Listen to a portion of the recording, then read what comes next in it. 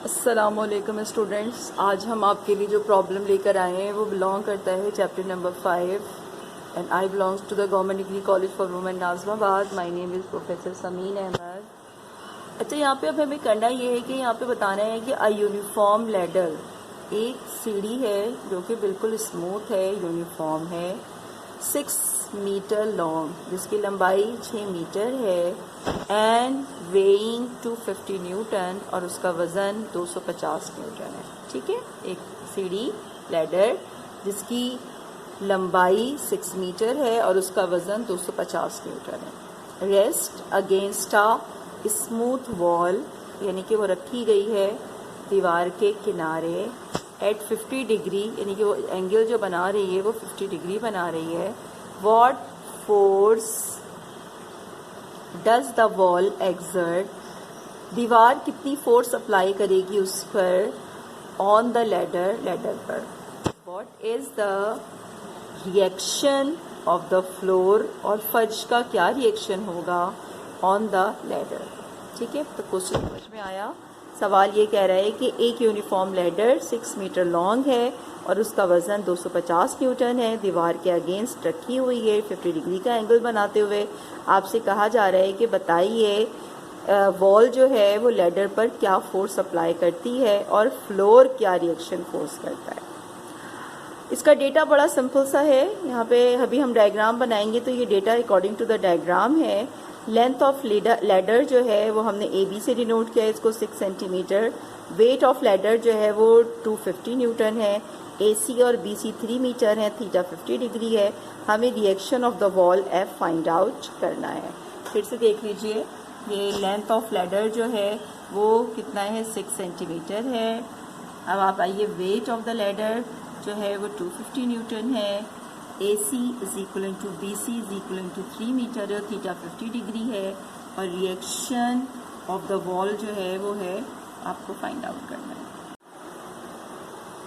Now students, आप देख रहे हैं कि यहाँ पे ये लैडर को हमने ए जो है बी से डिनोट किया है और सी इज द सेंटर है लैडर का। हमने यहाँ से एक लाइन ड्रॉ की है जो कि ए डी को बाइसेक्ट कर रही है ई पर। ये जो है इसका वेट है। आपको पता है किसी भी चीज़ का वेट डाउनवर्ड एक्ट कर रहा होता है तो सीढ़ी का अपना भी एक वजन होगा जो कि नीचे की तरफ एक्ट कर रहा होगा, डाउनवर्ड एक्ट कर रहा है। अच्छा, यहाँ पर आप ये देखिए कि इसी डायग्राम को मैंने यहाँ पे दोबारा बनाया है। अब आप देखिए, मैं ये पूरा एक रेक्टेंगल कंप्लीट कर रही हूँ। यहाँ पर ऊपर जो है ए डैश है और नीचे ए है। अब ए डैश पे जो ये है फोर्स जो है वो कौन अप्लाई कर रही है, दीवार। इसकी डायरेक्शन पॉजिटिव है। और एच जो है वो एक और फोर्स है जो कि नीचे नजर आ रही है, वो उसकी डायरेक्शन जो है वो उसके बिल्कुल अपोजिट है। ठीक है, जो फर्श पे जो कुव्वत लग रही है वो एच से जाहिर कर रहे हैं। और वी उसका वर्टिकल, ये दो फोर्सेस हैं, एक हॉरिजॉन्टल और एक वर्टिकल। हॉरिजॉन्टल फोर्स की डायरेक्शन जो है वो पॉजिटिव है और वर्टिकल फोर्स की डायरेक्शन नेगेटिव है। एच और वी अब हम आप इसको डिस्कस करते हैं, लेकिन पहले आपको समझ में ये बात पता चल जानी चाहिए कि हमने लैडर को ए बी से जाहिर किया है और उसका सेंटर पार्ट सी है और सी उसका वेट है जो कि डाउनवर्ड एक्ट कर रहा है, जो कि बाइसेक्ट कर रहा है ए डी को ई से। तो इसीलिए हम कह सकते हैं कि ए सी और बी सी बराबर है। अभी हमने डेटा में भी आपको बताया है, अभी हम फिर इसको एक्सप्लेन करते हैं। तो स्टूडेंट्स, आपसे कहा है कि रिक्वायर्ड क्या क्या है, आपको हॉरिजॉन्टल और वर्टिकल कंपोनेंट फाइंड आउट करना है ladder reaction of the floor का।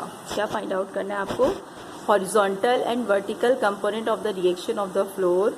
It is denoted by H is the horizontal component, V is the vertical component. और रिएक्शन ऑफ द फ्लोर जो है उसका फॉर्मूला क्या हो जाएगा, under root of H square plus V square.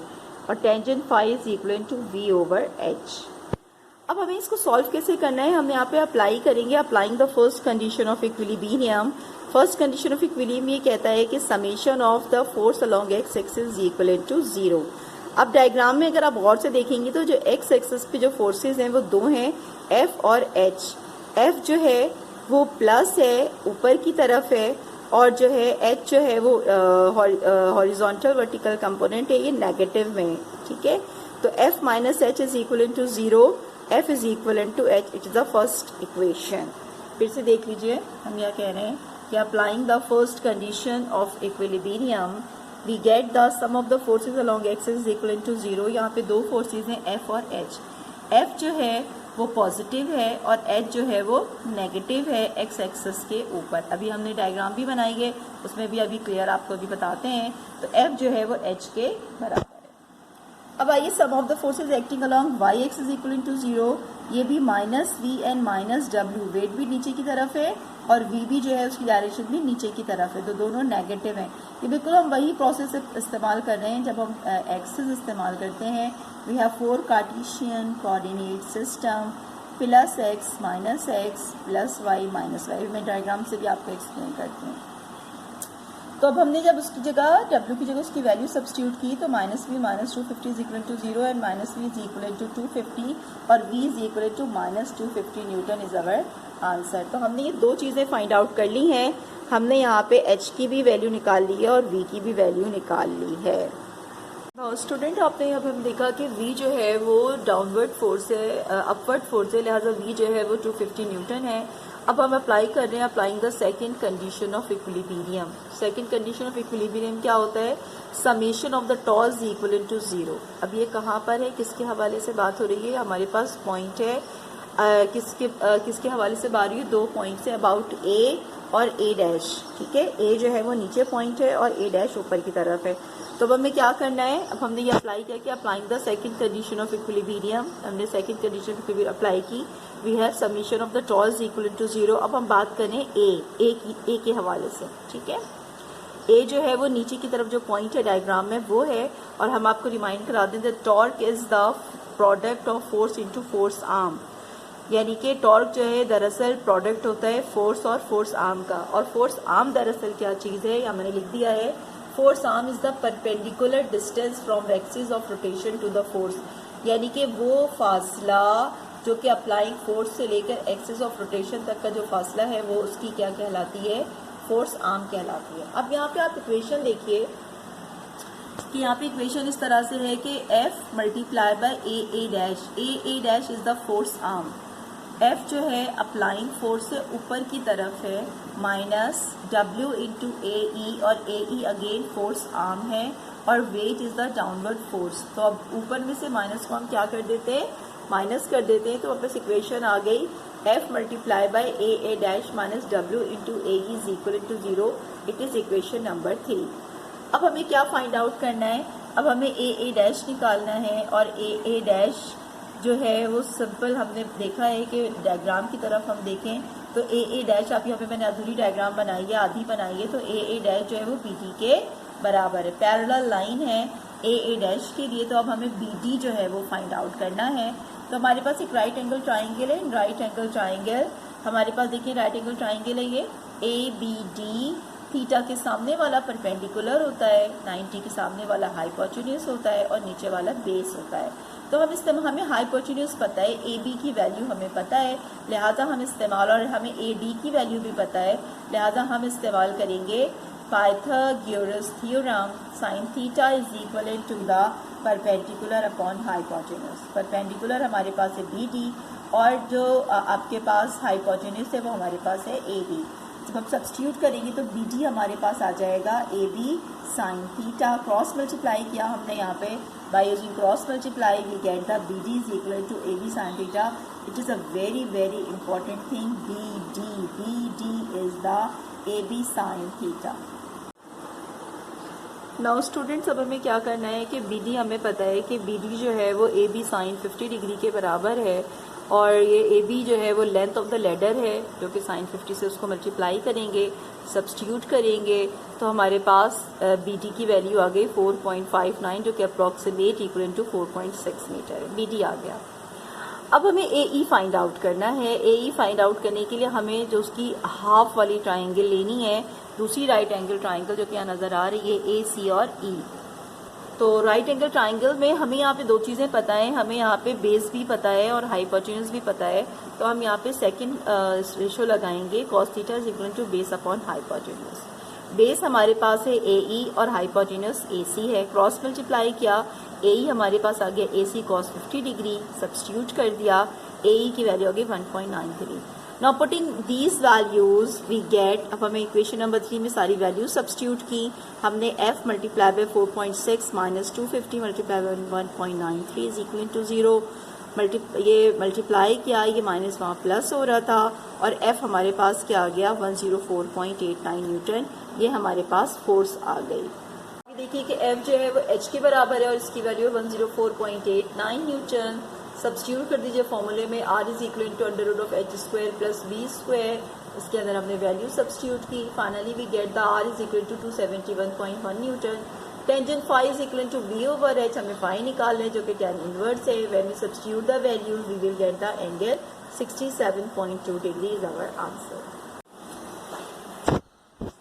Now student, the problem is that a particle with mass 4 kg moves along the x-axis। एक particle है जिसका मास 4 kg है, x एक्सिस के गिर्द मूव कर रहा है with the velocity v is equal to 15t, यानी कि उसकी वेलोसिटी 15t के बराबर है मीटर पर second, where t is equal to 0 is the instant that the particle is at the origin। यानी कि कहा यह जा रहा है कि जब पार्टिकल ओरिजिन पर है तो उस वक्त time t is equal to 0 है और ओरिजिन पे वो स्टार्टिंग पॉइंट उसकी 0 0 है। फिर वो क्या कर रहा है, उसका मास 4 kg है और वो मूव कर रहा है x एक्सिस के अलोंग। फिर से रिपीट कर रही हूँ, a particle with mass 4 kg moves along x axis with the velocity is equivalent to v15t, where t is equivalent to 0 is the instant that the particle is at the origin। a में आपको मालूम ये करना है at t is equivalent to 2 second, यानी कि ये 2 second के बाद what is the angular momentum of the particle about a point p located on the y axis 6 meter from the origin। अब आपको कहा जा रहा है कि 2 सेकंड के बाद उस पार्टिकल का एंगुलर मोमेंटम क्या होगा जबकि वो y एक्सिस पे भी ट्रैवल करके 6 मीटर ओरिजिन से 6 मीटर के फासले पर वाक़ई है। फिर आपसे पूछा जा रहा है कि what torque about p acts on the particle, और फिर कहा जा रहा है कि बताइए टॉर्क की वैल्यू क्या होगी। फिर से क्वेश्चन देख लीजिएगा कि एक पार्टिकल जिसका मास 4 kg है एक्स एक्सिस के गिर्द मूव कर रहा है इनिशियली, 2 सेकंड के बाद वो वाई एक्सिस की तरफ भी मूव कर जाता है। उस वक्त उसका एंगुलर मोमेंटम फाइंड आउट करना है और टॉर्क फाइंड आउट करना है। अब आपके पास मास की डेटा जो है मास 4 kg है और पोजीशन ऑफ द पॉइंट जो है वो 0 6, यानी कि x की वैल्यू 0 और y इज इक्वल टू 6। इसी तरीके से मालूम क्या करना है, एंगुलर मोमेंटम और टॉर्क। अभी हम इसको सॉल्व करते हैं। Students, the solution is that अब हमें क्या दिया जा रहा है कि टाइम जो है वो 2 सेकेंड है और वेलोसिटी जब हम निकालेंगे तो 15 मल्टीप्लाई विद 30 मीटर पर सेकेंड अलॉन्ग एक्स एक्सिस, और हमारे पास ये जो है वेलोसिटी कितना आ गया 30i। आर जो है पोजीशन वेक्टर है, 0 6 का मतलब है x की वैल्यू 0 y 6, तो पोजीशन वेक्टर क्या होता है xi प्लस वाई जे, और k तो मौजूद नहीं है लिहाजा 0i प्लस 6j, तो r is equal to 6j हमारे पास आ गया। अब हमें क्या करना है कि यहाँ पे एक आइडेंटिटी इस्तेमाल करनी है, i क्रॉस i बराबर है j cross j is equal to k cross k 1 के बराबर होता है। ठीक है, इसी तरीके से i क्रॉस j जो है k के बराबर होता है, तो उसका उलट जब करते हैं j cross i minus k के बराबर होता है। अब यहाँ पे हमने ये किया कि formula is that L is equal to M R cross d। पहले r की वैल्यू रखी, फिर v की वैल्यू रखी, जो होल नंबर से उनको एक तरफ कर लिया, तो उसके बाद आपके पास 6 3 9 जो है वो 80 आ जाएगा यहाँ पर, और उसके बाद जो है यहाँ पे क्या हो गया, ये j क्रॉस i जो है वो माइनस k के बराबर है। हमारे पास क्या आ गया, L is equal to 4 multiply with 6 को 30 से मल्टीप्लाई किया 180 आया, j cross i minus k हो गया, और आपके पास L की वैल्यू हो गई माइनस 720 k। अब इसकी यूनिट है जूल सेकेंड, और हम यहाँ लिखेंगे अलोंग नेगेटिव z एक्सिस, क्योंकि ये नेगेटिव में है और k जो है वो z एक्सिस से बिलोंग करता है। अब हमें टॉ निकालना है। Tau is equal to rate of change of angular momentum delta r over delta t, L की वैल्यू 720 है, टाइम 2 सेकेंड है, 360 न्यूटन मीटर। तो समझ आ रहा है कि tau is equal to 360 newton metre is our answer. So L stands for the angular momentum and it is denoted by capital L. It's the product of the cross product of position vector and linear momentum. As we know that the linear momentum is the product of mass and velocity, that's why we write here L is equal to mr cross v. Because m is a constant, that's why we write the m outside the bracket. How we can solve the r cross v? R cross v is the I, j, k. x position vector क्या होता है? X I plus Y J plus Z K. तो पहले R के अज्जा लिखेंगे X Y Z, फिर V के कंपोनेंट्स लिखेंगे V X V Y V Z. तो इसको हम सॉल्व कर सकते हैं। एक और फॉर्मूला इसका L is equal to R P sine theta, और पी एम वी होता है, तो L is equal to R M V sine theta. Tau is the torque, it's a cross product of r cross f, rf sin theta, and tau is equivalent to the another formula is r cross dp over dt, rate of change of linear momentum. Force दरअसल क्या होता है? Rate of change of linear momentum, ये हमने prove भी किया था। और tau D L rate of change of angular momentum जो है वो टॉर्क के बराबर होता है, और टॉर्क बराबर होता है rate of change of angular momentum. याद रखिएगा, rate of change of angular momentum किस चीज़ के बराबर हो गया? टॉर्क के। दोनों बातें एक ही है, मैंने इसको पहले इधर लिख दिया, इसको इधर लिख दिया है। तो ये कुछ चीज़ें हैं, कुछ फॉर्मूलाज हैं जो कि बड़े इंपॉर्टेंट हैं, इनको आप याद कर लीजिएगा इस चैप्टर के पॉइंट ऑफ व्यू से।